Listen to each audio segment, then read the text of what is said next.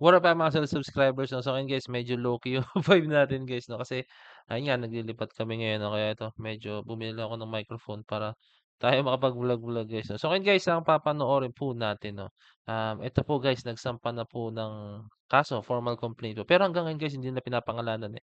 Hindi pa rin pinapangalanan ng BIN talaga guys kung sino po yung kanilang sinasampahan ng kaso no. Pero sa'tin guys 'no, alam na natin kung sino 'yan, eh, matic na po 'yan 'di ba? Alam na po natin 'yan kung sino 'no. So, panoorin natin 'tong video po ng, actually sa ABS-CBN sana lang 'di tayo ma-copyright yun yung mahirap guys 'no. So, okey tara panoorin po natin 'to ano, makibalita tayo, let's go. Miyembro ng Nations Girl Group Bini nang magpuntang Santa Rosa, Laguna para magsampa ng reklamo Santa Rosa, Laguna pa 'no, napakalayo 'no. sa Office of the City Prosecutor ngayong Lunes laban sa individual na nag-upload ng edited video nila mula sa isang content online. Edited video. So, anong edited video yun? Kasi 'di ba ang ina-assume natin guys si ano siya, si Ian Zaga 'no. So, ano kaya yun 'no? Check ko nga lang wait, search natin guys 'no, para sure. Kasi mahirap, eh, mamaya hindi pero hindi sige I think proceed na lang tayo sa video guys, I'm very, very sorry. Okey tara, proceed tayo, let's go. Kasama nila ang kanilang abogadong si Attorney Jogie Alonso para ihain ang reklamong unjust vexation na may kinalaman sa Cybercrime Prevention Act of 2012. Sa reklamo, inedit at inupload ng naturang respondent ang video mula sa online content kung saan tumitikim ng Pinoy street foods ang Bini members. So meron talaga, hindi pala 'to comment down below guys, hindi ko talaga alam kung merong nirelease si Sian Saga regarding dun sa video na yun guys 'no. Pero siyempre wag niyo kahit magsabi na kayo ng yes or no kung ano talaga kung saan siya nanggaling, kung si Sian Saga ba siya 'no. Kasi alam ko more on ano siya, eh, more on posting siya guys, eh, 'di ba yung ginagawa niya 'no. So ano kaya yun? Nagresulta umano ito sa online bashing at pag-atake sa mga miyembro na nakaapekto umano sa kanilang mental health. Mm. Umaasa si Attorney Alonso na magsisilbing aral ang pagsasampa nila ng reklamo para maging responsable ang publiko sa paggamit ng social media. Sakaling mapatunayang nagkasala ang inireklamong individual, maaari siyang makulong ng 6 na taon.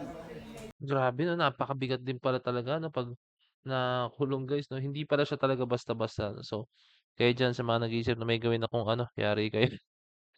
So ayun 'no, marami pa, actually napakarami po talagang mga updates guys 'no, regarding po sa 'yan, sa BINI po talaga na ang dami nilang parang hindi naman siya totally ganap 'no, pero mga updates po 'no. So eto, saan pa 'yan, may mga posting sila guys, eh. Ayan, meron dito guys, babasahin ko na lang. BINI file cybercrime complaint against versus spliced video uploader 'no. So yun nga, hindi natin alam kung sino po yung kanilang tinutukoy dun 'no. Kasi ewan ko, kung baka na-delete lang ni Sian Zaga, hindi natin alam 'no. Baka meron talaga 'no, kung siya man 'no. Kasi hindi naman sila magfa-file ng wala silang basehan din po 'no.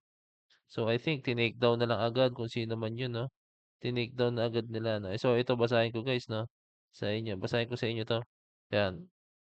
The 8 members of BINI together with their legal counsel, Attorney Jogie Alonso, formally submitted and filed their complaint against an individual here at the Hall of Justice, Santa Rosa, Laguna. According to Attorney Alonso, the unnamed respondent committed unjust vexation, Article 287, in relation to Section 4B, RA 1017B.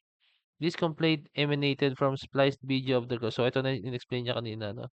So penalty is here not that small, it's prison. So gano'n guys 'no, 'pag meron kang ginawa talaga na cyberbullying or what 'no, so meron siyang katumbasan na napakabigat po talaga ano, hindi na lang siya so yung mga ano diyan guys, mga online bully diyan guys, mag-ingat-ingat na po kayo guys 'no, kasi hindi na po talaga siya basta-basta 'no.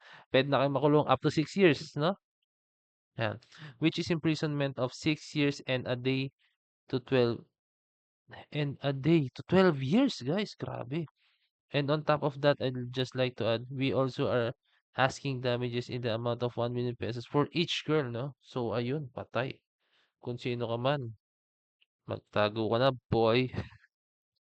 Yan, merong isang comment dito guys, basahin ko na lang. "Yan ang tama, isang patunay na dapat responsible, okey Taglish pala, sorry, sorry.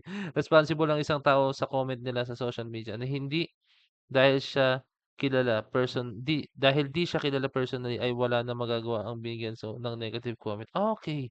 So, hindi pala siya gano'n kakilalang individual or personality or what or baka hindi siya personally kilala talaga ng bini 'no, okey. If this legal complaint ay naging successful, may example ito na everybody should be responsible sa mga text na binitawan nila in commenting in social media platforms 'no. Good job Bini and management. So ayun, good luck po sa mahatulan guys 'no. Good luck po kung sino man yung tinutukoy nila ro'n 'no, kasi merong nakapataw na ano sa kanila, merong nakapataw po talaga na hatol po sa kanila 'no. So ayan, laban lang 8, nandito lang kami para sa inyo. Yung mga comments sabi ni Rosel Trinidad, "Blooms and I are here with you." 8 laban lang 'no, okey. Meron din sabi ni Eljane Malakad, "Ito yung sinasabi na taste your own medicine.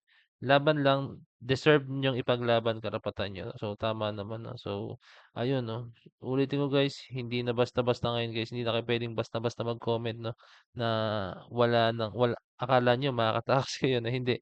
Meron na pong nakapataw sa inyo na 6 to 12 years of imprisonment guys. So, depende pa siguro kung gaano kalala yung inyong, ginawa 'no?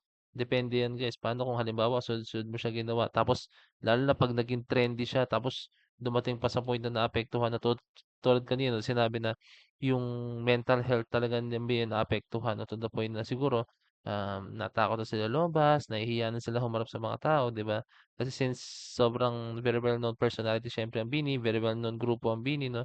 So, marami talagang nakakilala sa kanila. Kahit sino naman guys na 'pag nakaranas ng ganyan is yung maapektuhan yung mental health mo talaga guys 'no. So, meron dito comment 'no, sabi ni Chris Angelo Quijano 'no, "Lagot ka Christian Gaza, um, kulong sundo siya Gubini."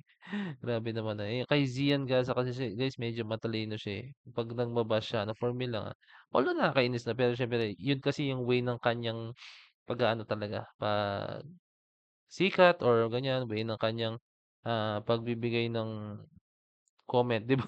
Dun siya sumikat talaga 'no, nasa ibang bansa siya guys, mahirap hatakin ang isang tao 'pag nasa ibang bansa 'no.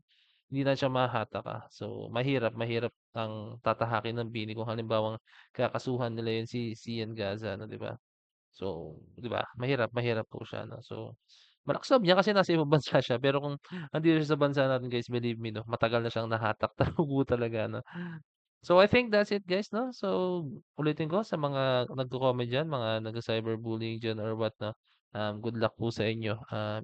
Merong nakapataw sa inyo na parusa 'pag pinagtuloy-tuloy niyo po yung ganyang klaseng bagay. So, anyway, maraming salamat. So, yun, naglilipat lang kami kaya medyo ganito yung setup 'no. So, this is Boy the Bed signing out. Peace, G.